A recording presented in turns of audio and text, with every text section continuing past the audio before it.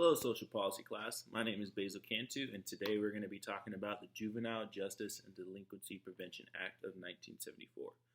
Now, this act was a monumental bill that was passed in 1974, and it gave the state now power to get funding so that way they can help out those who are in the juvenile system and those who are also in just the child welfare system in general. So this was a monumental act, the bill that was passed. And this was one of the first bills that gave states power and authority to invest in youth's lives and invest in the next generation.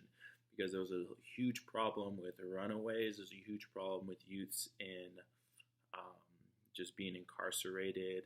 And so the state saw this and they saw that there was an issue with this and they needed to fix this. And so thanks to this bill, we have lovely institutions just like the McKinley Boys Home.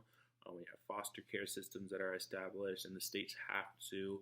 It's a bill, it's a law that is passed that they have to find some way to fund these programs that go off. Obviously, all the funding does not just come from the government, and they do come from donors as well too. But the government does give them grants to places like the McKinley Boys Home. I had the opportunity to interview Amanda Ramsey, who used to be the former chaplain at the McKinley Boys Home. She told me that if you volunteer there more than once a month, you will need to get fingerprinted to be with the boys more than once a month. And she says some of the issues that go along is that people who do volunteer start to build relationships with these kids, but then stop showing up. And that gets the kids really sad because they see them maybe once a year. They'll volunteer there just because they want to do some type of outreach there, build relationships with the kids, but never go back. She said that was one of the worst things that you can possibly do with, especially teenagers and young adults in this with these ages. But she says that the kids there have the opportunities just like anybody else. And I had the privilege of discipling 7 young men from the McKinley Boys Home, and all 7, which I still keep in contact today. 3 of them go to college, and the 3 who went to college I got to interview as well and just ask them what they thought of the McKinley Boys Home and what they thought of the system.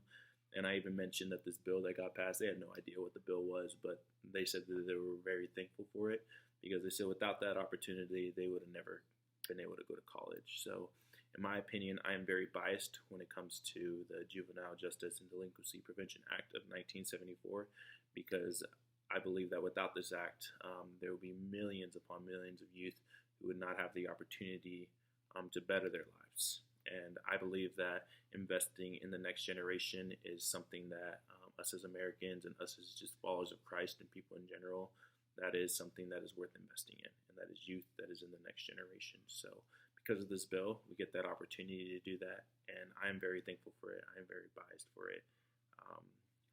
Because of that, I know Leo, Marquise, and Zach, who are all going to college because of that bill, because it was passed. And so, thank you for listening, and I hope you learned something about the Juvenile Justice and Delinquency Prevention Act of 1974.